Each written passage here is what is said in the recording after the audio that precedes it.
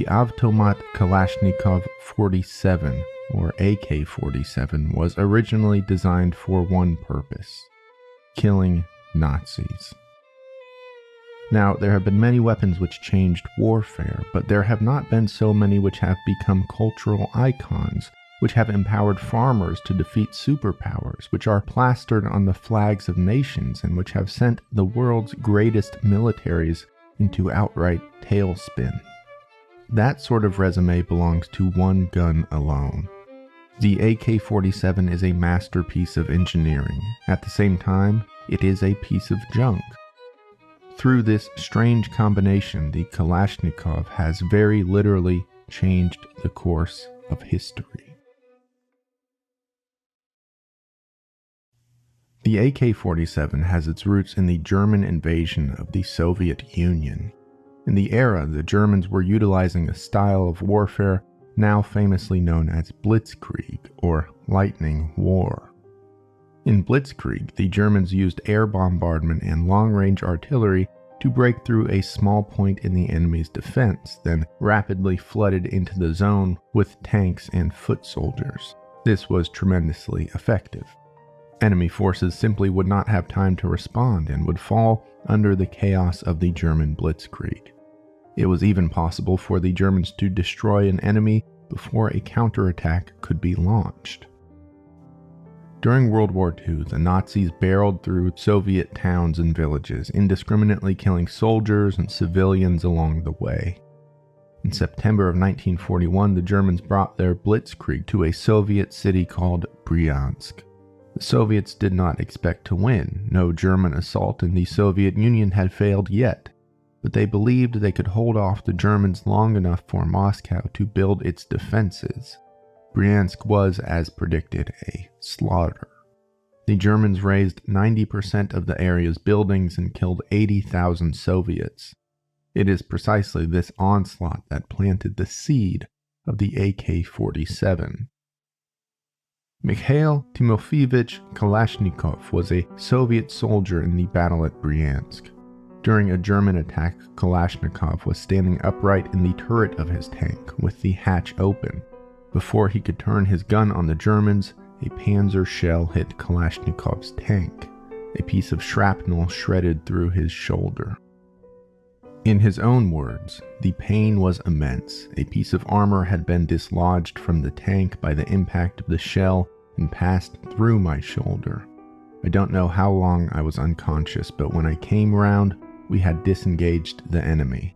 Someone was undoing my overalls. I felt as if my shoulder and arms belonged to somebody else. Kalashnikov and several others were loaded into an ambulance and sent en route to the closest hospital. But on the first day of their trip, only Kalashnikov and one other could walk unaided. There was no telling where the Germans were or weren't, so under nightfall, the two men and the ambulance driver moved on foot to find help or shelter in a nearby village. Between the three, they carried only one bolt-action rifle and a small handgun. As they walked to the village, automatic rifle fire burst onto the road near their truck. The three men took cover and crawled into a nearby forest. The gunshots continued, this time closer to their ambulance. Once the shooting had stopped, the three Soviets ran from the forest back to their vehicle. The ambulance truck was on fire. The nurse and the doctor were dead in the road. Most of the wounded inside the ambulance were dead, and there was an inch of blood pooling inside the truck. The survivors were mangled and screaming in pain as they died. Kalashnikov vomited onto the road. The driver began to weep. In the days that followed, Kalashnikov eventually made his way to a Soviet military hospital, where he was treated for his wounds. Since Kalashnikov was a young boy, he had always been one to tinker and engineer. Although he had no formal mechanical education, he was something of a natural and had even taken an engineering apprenticeship during his time in the Soviet army. So after the carnage at Bryansk, lying in the hospital, Kalashnikov realized what he could do, what he must do. Mikhail Kalashnikov would create a gun, the perfect gun, the gun that could drive the Germans out of his homeland.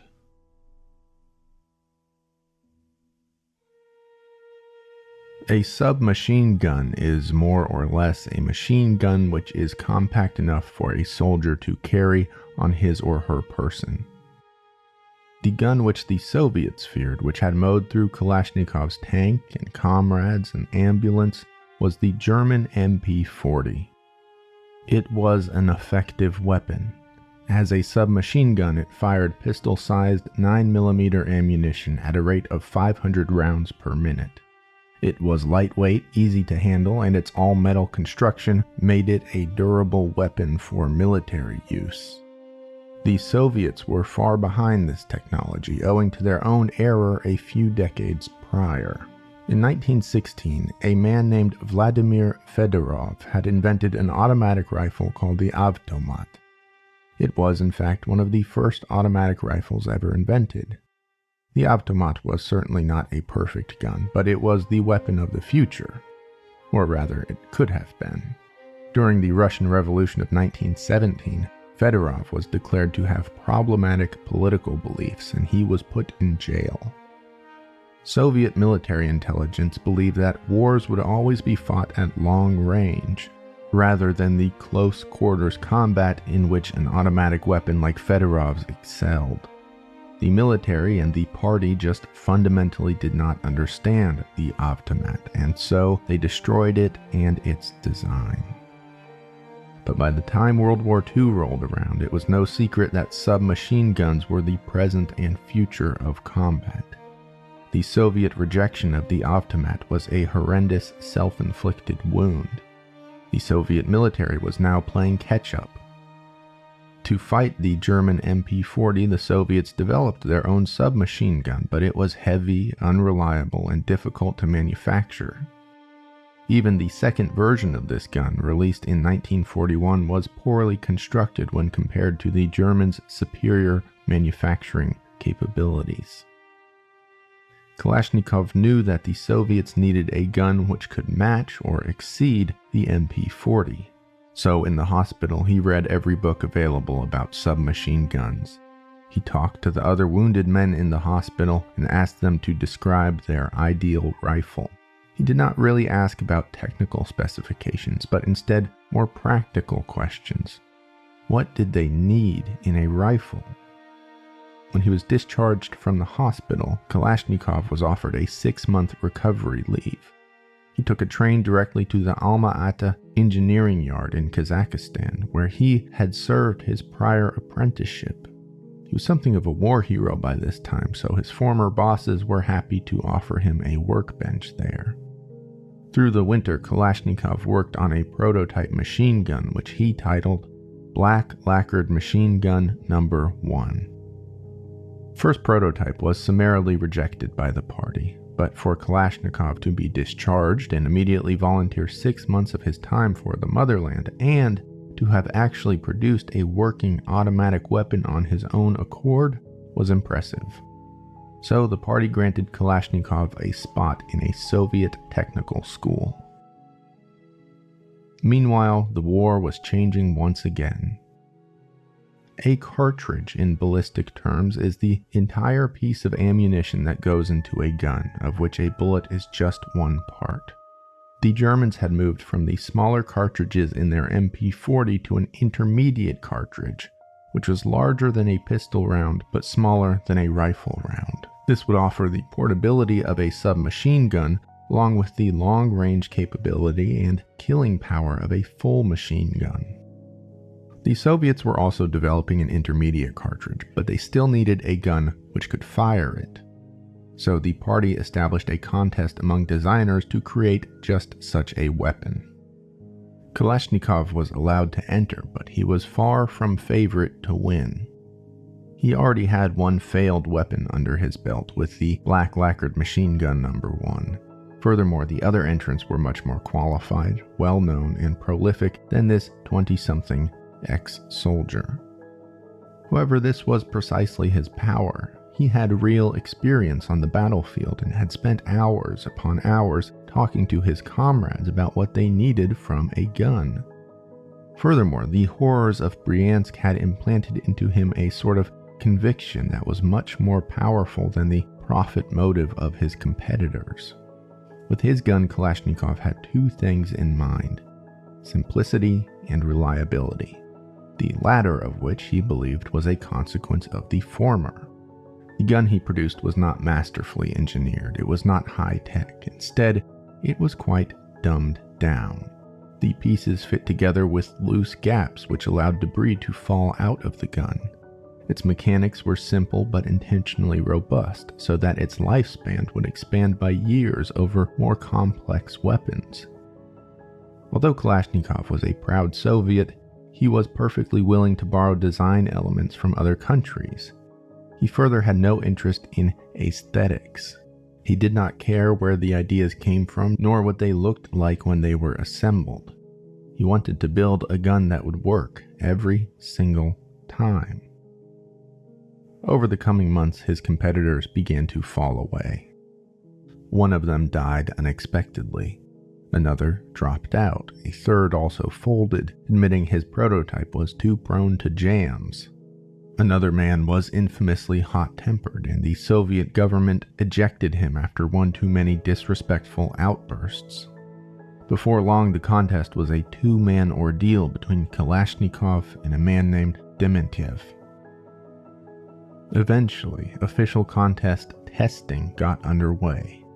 In one of the tests, each rifle was dipped in water, immersed in a sand pit until it was full of debris, and then fired. First up was Dementiev's. The rifle fired 3 shots and then misfired and then failed completely. When the officials tested Kalashnikov's, sand exploded out of the gun, but so did a bullet. The gun proceeded to fire time and time again without any issue. The official statement was made soon after. The 7.62 assault rifle designed by Senior Sergeant Mikhail Kalashnikov is recommended to be fielded. World War II was winding down. Kalashnikov's gun would not be the one to drive out the Nazis, but the weapon was refined, iterated, and put into production. World War II or not, the future was clear. The Ak-47 had arrived. By the 1950s, the Ak-47 had evolved into the AKM, or AK modernized. The AKM was even simpler and lighter than its predecessor. Today, most AK weapons in circulation are AKMs rather than AK-47s. For simplicity's sake, we will refer to the weapon from here on out as simply the AK. As the Cold War began to ramp up, the Soviet Union envisioned battles occurring quite similarly to World War II. Tight, close quarters encounters. The Soviets planned to adopt their own blitzkrieg strategy, overwhelming opponents with a barrage of small-arm gunfire in tight spaces. Of course, this was the perfect use case for the AK. The Soviet Union also had a huge army of poorly trained soldiers. Many could not read or write, and those who could may not have been able to communicate anyways. There was a vast diversity of languages spoken in the Soviet Union. Again, the AK proved perfect. It was fast, reliable, and it was so simple to use that it required neither training nor instructional manuals. The AK's smaller cartridge also created less recoil than other guns, so poorly trained marksmen could still control the weapon. But this was the Cold War. There was no fighting, at least not on the scale that the Soviets had anticipated. So, as the years ticked on, the AK was never truly battle-tested. This all changed in 1956. The Soviet Union dispatched their army to quell a student protest in Hungary. The demonstrators fought back, but they had only carbines and single-shot rifles. The Soviet army easily crushed the revolt using its AKs in the tight urban environment of Budapest. Around this time, American intelligence got word of the previously secret AK. They were unconcerned, likely put off by its ugly, low-tech design. The US military even covertly got its hands on the Soviet weapon and tested the AK. Once again, they were unimpressed and disinterested. In retrospect, this was a critical error. The world's greatest superpower would soon lose a war to that very weapon.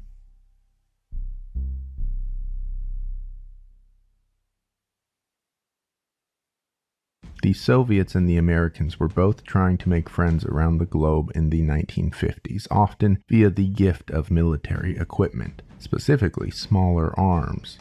Mostly through other Eastern Bloc countries, the Soviets were providing AKs to developing nations. If a poor country did not want to be seen accepting gifts from the Soviets, AKs were cheap enough that they could buy them outright.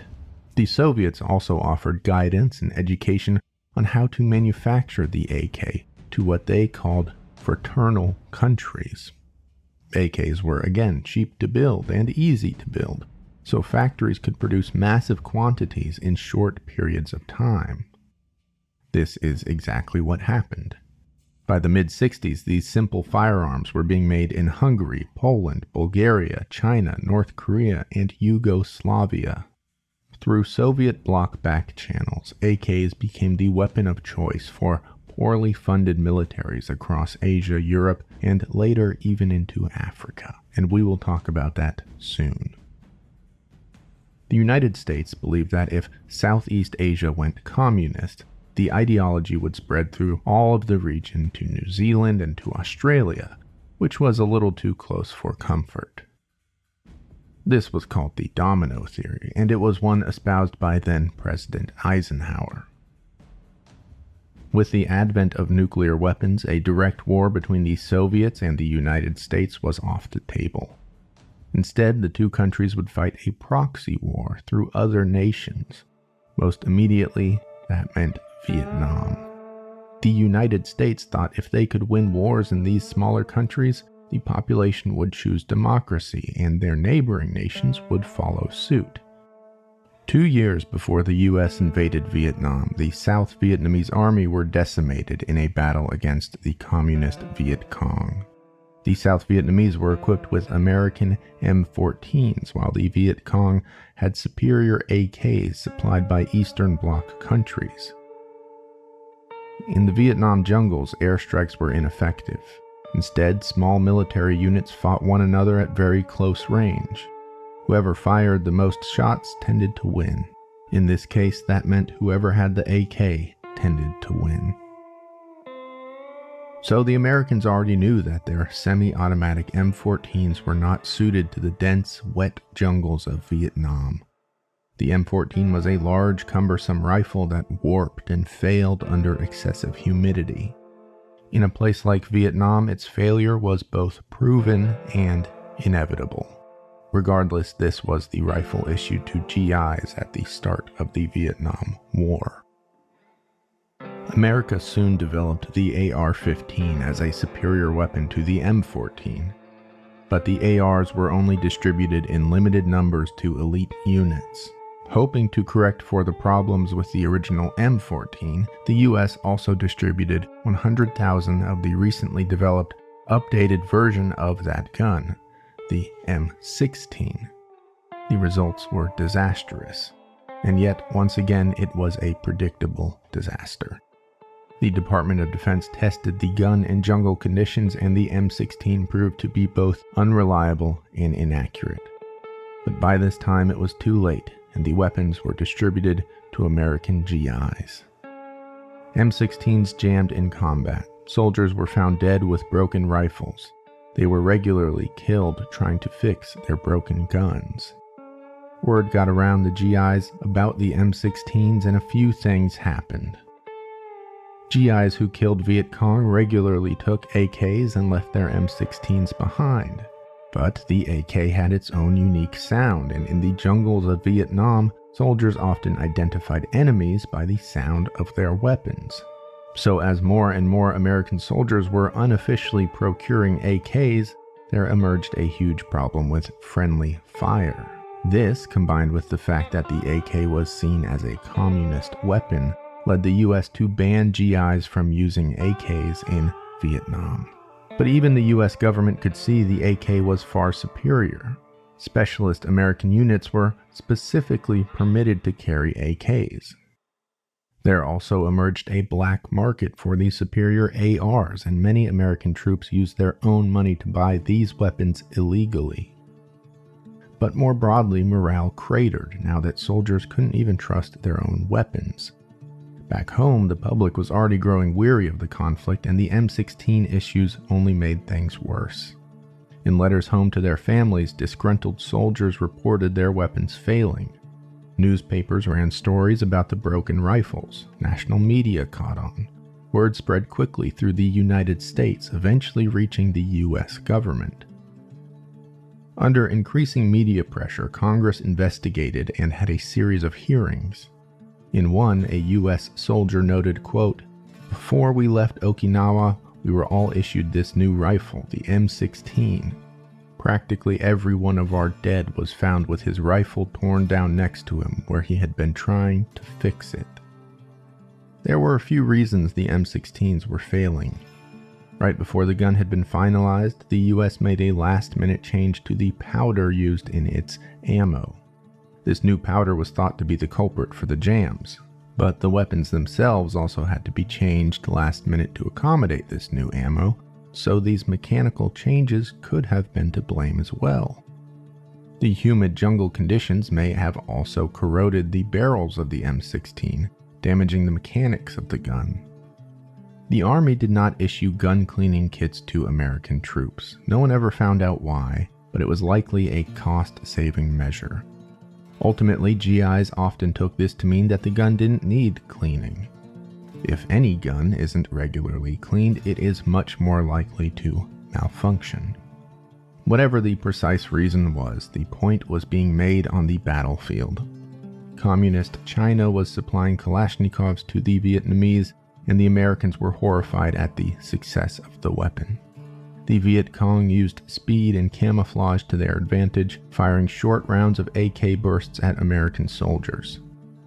The AK bullet ripped through the body, and the heat, mud, and dirt of the Vietnamese jungle rapidly caused infections among survivors. In 1968, North Vietnam began a campaign called the Tet Offensive. This was a massive ground attack on American forces, which ultimately proved a defeat for the Vietnamese. But in another way, it was much more than a simple loss. Images played on televisions across America of pure carnage. Vietnamese soldiers armed with the distinct AK rifle assaulting US infantrymen. These graphic scenes magnified anti-war sentiment in America. Newsreels played of the Viet Cong attempting to siege the US headquarters armed with Kalashnikovs. These images elevated the AK from a weapon to a cultural icon. Suddenly, it was the anti-imperial gun, the tool of the revolution. The world was watching through it all, and a few years later, the Vietnamese eventually drove out the Americans. Suddenly, the low-tech, workhorse AK rifle was the gun that beat the superpower. In the wake of the US defeat in Vietnam, communism was growing across the globe. The Soviet Union, in particular, sought to spread its doctrine to parts of the Middle East. Among these movements, the Soviet Union had its eyes on invading Afghanistan. There were various other geopolitical motivations for this Soviet invasion, oil involvement with Iran, for example, but the Soviet Union predicted the war in Afghanistan would be a straightforward, simple affair. It was not. In fact, leader Mikhail Gorbachev later dubbed this war as the Soviet Union's Vietnam. The Soviet army invaded Afghanistan on Christmas Eve of 1979, and it was initially a tremendous success. Just 66 Soviet soldiers died, most of them from non-combat injuries. With this early promise, the Soviets were galvanized in their belief that the war would be an easy victory. Rural Afghan opposition groups known as the Mujahideen sought help from the United States. The neighboring nations of Pakistan and Iran supported the Mujahideen, so the US funneled weapons through these countries into the hands of the Afghan fighters. The Soviet army took a scorched earth approach. They overwhelmed Afghanistan with air strikes and tanks before unleashing ground soldiers equipped with the latest and greatest version of the Kalashnikov rifle. The Mujahideen feared the new AK, which had a cartridge that was both smaller and more destructive than previous iterations. The new bullet fragmented as it entered the body, causing massive damage to tissue and organs. Because it was smaller, it weighed less, so Soviets could carry more rounds at one time. New mechanics in the gun meant it recoiled even less than before, which made the AK easier to keep on target. The Mujahideen shifted to a guerrilla style of warfare. They took cover in caves and canyons. They fought in small battles under the stealth of the natural topography. They found support among rural villages and farmers. This was successful in bits and pieces, but still, they were losing the war. The Mujahideen were outgunned by the Soviets' superior AK rifles. But then, the US exponentially increased their financial support in Afghanistan. In 1981, America sent about $30 million to the Mujahideen. By 1984, that number climbed to over $200 million. A few years later, by 1988, it was $2 billion. The US sent food and supplies, and Americans eventually began to order thousands of AKs from China for the Mujahideen. The weapons were mechanically and tactically superior to the guns the Afghan fighters had been using. They were also much cheaper and more reliably available. Lastly, the Mujahideen using Soviet-designed rifles gave the American CIA plausible deniability. The US did not foresee, though, that they had just more than any nation or action prior spread the Kalashnikov rifle to the entire world. A lot of these weapons did reach the Mujahideen, but a lot didn't through corruption, theft, or general disorganization. Many of the fighters themselves even sold their AKs. The result of this was a de facto arms market in Islamabad, Pakistan. There, AKs found their way to gangsters, revolutionaries, extremists, heroin dealers, and even simple citizens who just wanted protection. As AKs flooded the market, the prices dropped and they became even more available for anyone looking for a good, reliable weapon. For those particularly impoverished people, there were also dealers which offered AKs on installment plans. In 1988, a Los Angeles Times story documented the rise of the Kalashnikov in Pakistan, likening the situation to a sort of Pakistani Wild West. For all of these troubles, though, the Americans' increased support for the Mujahideen was effective. The losing war morphed into a stalemate. The Soviets controlled huge amounts of land and cities, but keeping this grip was proving impossible. The vast majority of Soviet resources went to guarding and maintaining the areas they controlled, leaving almost nothing for the Soviets to use in combat against the Mujahideen. Meanwhile, the Americans were keeping the guerrilla fighters well supplied, and the fighting continued to decimate the country of Afghanistan. Even if the Soviets could win, they would be burdened with rebuilding the entire nation. In a deal brokered by the United Nations, the Soviets withdrew from Afghanistan in 1989 in what amounted to an embarrassing defeat. But of course, the AKs in the country and the broader Middle East didn't go anywhere. Shortly thereafter, the Soviet Union fell, and formerly Soviet-friendly nations began to sell their huge stockpiles of Kalashnikovs. Former Soviet soldiers looted armories in their country and sold AKs en masse to criminals and in black market avenues. One Al-Qaeda document from the era says that, quote, "There must be large quantities of the AK and its ammunition because it is the substance of war." But the AK was no longer a Middle East exclusive. It had gone global, not just as an instrument of war, but as the tool for revolution.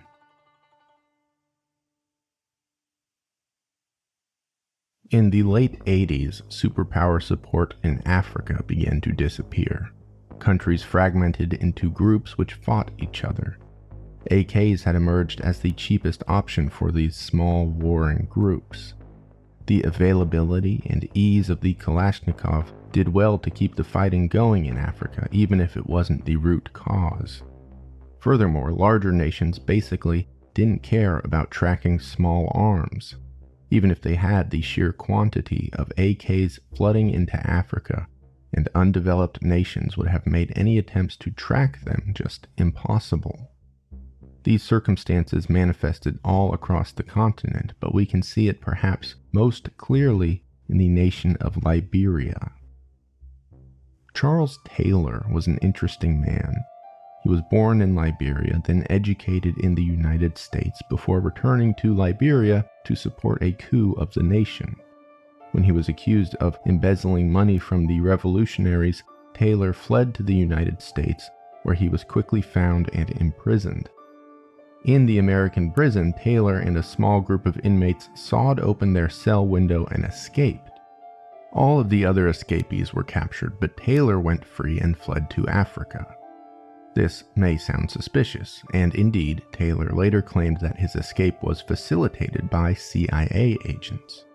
While the CIA admitted that they had been working with Taylor in years prior, Taylor's specific allegations about his escape were never confirmed. After arriving in Africa, Taylor was trained in militia action under Muammar Gaddafi, and then returned to Liberia, where he founded the National Patriotic Front of Liberia.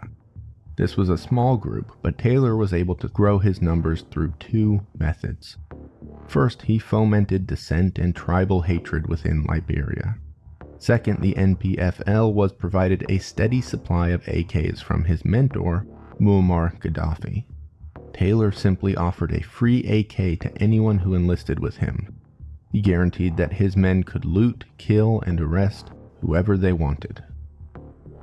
Unfortunately, Taylor had another ostensible moment of genius when he formed his Small Boys unit.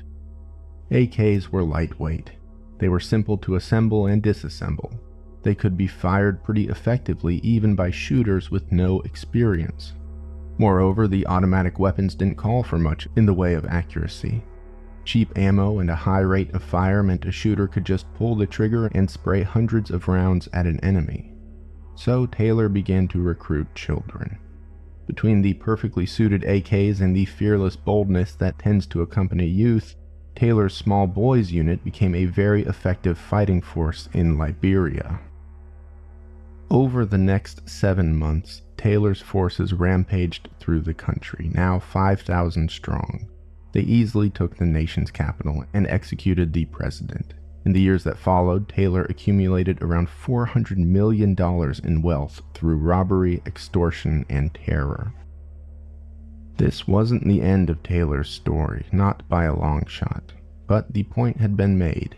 His free AK policy had toppled the country and made him into the richest warlord in Africa. Meanwhile, stockpiles of Kalashnikovs continued to funnel into the continent. Their serial numbers were often scratched away intentionally or from excessive use, but the guns just kept working. Taylor's AK ideology bled through the continent. Tribal communities shifted from spears to automatic weapons, igniting a veritable firestorm of death, destruction, and chaos in pastoral Africa. Tribes could now genuinely fight against governments. Leaders gunned their way into power only to be gunned out by those same Kalashnikovs. The weapon became an integral part of the now famous Rwandan genocide. Rebels traded AKs for food and supplies. Farmers traded cattle for rifles. In some parts of the continent, owning an AK was a rite of passage into manhood. Nations plastered the weapon onto their flags. Even to this day, the Kalashnikov has the moniker of the African credit card.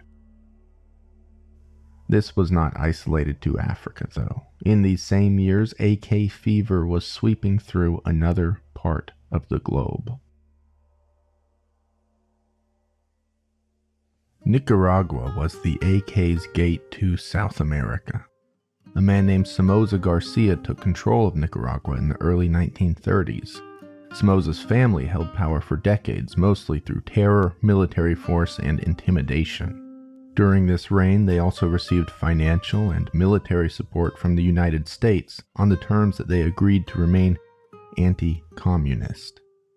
Opposition against the Somozas was building in the early 1970s, most overwhelmingly by a group called the Sandinistas. Cuba provided the Sandinistas with resources and support, specifically in the form of Chinese-built AK rifles. As these weapons were funneled through Cuba into the hands of the Sandinistas, the AK emerged as the weapon of the Nicaraguan revolutionaries. The Somoza regime was becoming more brutal, dictatorial, and greedy. The Somoza family ran the country largely just for personal gain. U.S. President Jimmy Carter offered to provide military assistance to the Somozas on the condition that the regime made human rights improvements. The Somozas did exactly the opposite. So in 1978, the United States stopped providing military assistance. Nicaragua fell into chaos, both economic and social. There was massive inflation, violence, food shortages, and unemployment throughout the country. Of course, in these conditions, it was not hard to find disdain for the ruling Somoza family. By 1979, the Sandinistas united several anti-Somoza groups armed with the ubiquitous AK rifle and successfully overthrew the government. When Ronald Reagan took office in 1981, he saw the Sandinistas as pro-Soviet communists who had toppled a country and were spreading their ideology to neighboring Central American nations. So Reagan began to support the remnants of the deposed Somoza regime with funds and military aid. These opposition forces became known as Contrarrevolucionarios, or Contras. Buoyed by support from the Americans, the Contras began to gain a foothold in Nicaragua. As the Contras became stronger, the Sandinistas had to dedicate more resources to fighting them, thus leaving little time or money to spend on reform. As the conflict grew, the Soviet Union provided more AKs to the Sandinistas through Cuban or Eastern European nations. The U.S. became even more involved, building Contra bases and camps throughout Nicaragua, Costa Rica, and Honduras. The United States soon became dissatisfied with the seemingly endless conflict, and Congress passed a bill which made it illegal for the CIA to fund the Contras. The Reagan administration all but ignored this new bill, instead continuing funding through third parties and other countries. In 1985, the Contras received 10,000 AKs from Poland. The Polish government denied that they sold the weapons. Critics noted that the shipment was worth $6 million, a nice payday for the severely cash-strapped nation of Poland. The United States came to Poland's defense, declaring that the Contras had stolen the shipment, which was actually intended for a different country. This was the line that the Reagan administration stuck to, claiming they were not providing aid to the Contras. In 1986, the Sandinistas shot down an American-made C-123 cargo plane as it prepared to drop a payload to Contras in Nicaragua. When the Sandinistas investigated the wreckage, they found 70 AKs, 10,000 rounds of ammunition, military supplies, and, most damningly, 2 dead Americans. The evidence was clear. It was an American plane delivering military support to the Contras. Any room for argument was shut down pretty quickly. It emerged that Reagan himself had published a photograph of that exact same plane months prior after a government sting operation in Nicaragua. There was now obvious deceit by the Reagan administration. There was also the issue of the AKs themselves.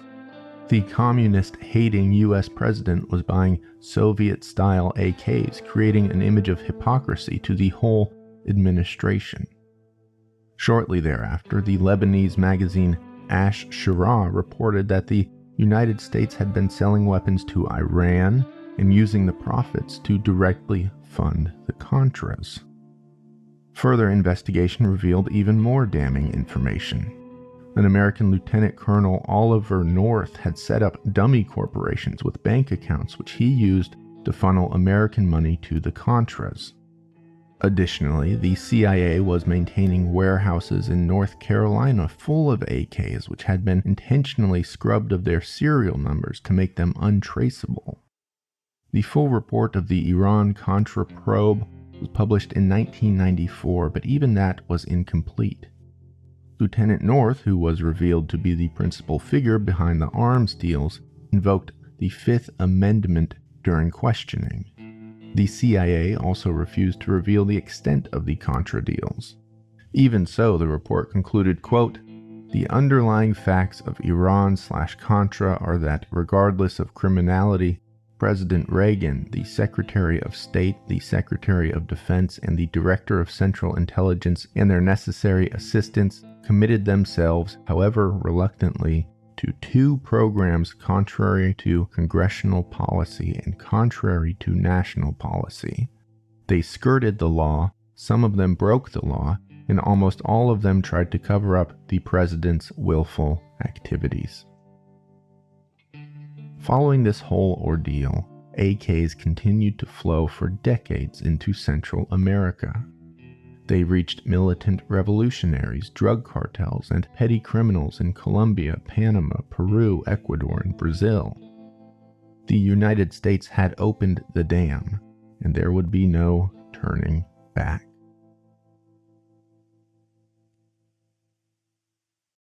Imagine you are the leader of a paramilitary revolutionary force, and you observe the work of other such groups. What would you see time and time again? The AK-47. The Viet Cong drove out the Americans. African revolutionaries toppled their governments, South Americans as well. It is more than a gun, it is a symbol of revolution. But while a revolutionary must certainly be romantic in this way, they even more must be practical. And there is perhaps no more practical gun than the AK. It is incredibly simple to build. Its anatomy consists of very few moving parts. This means it is also cheap to build. Once the infrastructure is in place to create AKs, a factory can churn out thousands at very low cost. The manufacturing specs for the AK-47 and its variants are not as robust or tightly controlled as other firearms, so manufacturers can produce them en masse with very little worry. Thanks to this simplicity, a child, quite literally as has been demonstrated, can learn to use, tear down, and reassemble an AK in a matter of minutes. A person needs almost no training at all to be effective with the weapon. The AK has a modest recoil. It is easy to aim, even for the worst marksman. The parts of the weapon have relatively large spaces between them, allowing dirt and debris to fall out rather than clog the gun. The mechanical action of the gun itself expels debris as it is fired. Even if the user neglects the simple task of cleaning the AK, it is tremendously neglect tolerant.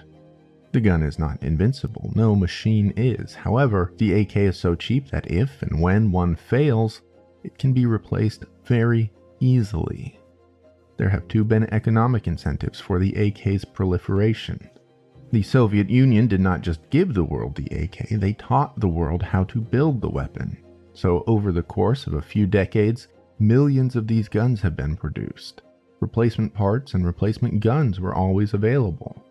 The AK is cheap and reliable to build, so it is cheap and reliable to sell. And of course, it is cheap and reliable to fire. The AK-47 and its various permutations are not great guns by most standards, especially not today's. The AK is not pinpoint accurate, it is not the most comfortable weapon to use, it does not feature the latest and greatest in weapons technology. But being a great gun is separate from the power of the AK. It is instead good enough.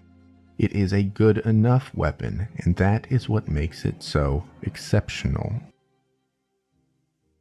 Mikhail Kalashnikov was born in 1919 in a rural Siberian village. His mother bore 19 children, only 8 of which survived. The family went through famine, civil war, and numerous hardships. As a young boy, Mikhail was sent to a labor camp and escaped. He watched Nazis raze his homeland to the ground. Even as an adult, he made no money from his invention of the Ak-47. He held no copyright, and the Soviet Union provided no financial reward, only medals and awards of honor. In his old age, Kalashnikov's only income was a Soviet pension, which was the equivalent of $300 per month. This is all to say, Mikhail Kalashnikov was a hard man. Through much of his life, he offered little regret for inventing the Ak-47. He always proclaimed to have created the gun for the pride of his country. But as often is the case with age and time, the horizons of Kalashnikov's feelings seemed to change. Just before his death in 2012, Kalashnikov wrote a letter to the Russian Orthodox Church. Quote, "Yes, the body brings pain, but bodily pain is nothing compared to those spiritual wounds that strike us in life. I cannot bear my spiritual agony and the question that repeats itself over and over. If my automatic deprived people of life, am I, Mikhail Kalashnikov, 93 years of age, son of a peasant woman, a Christian and of Orthodox faith, guilty of the deaths of people, even if of enemies."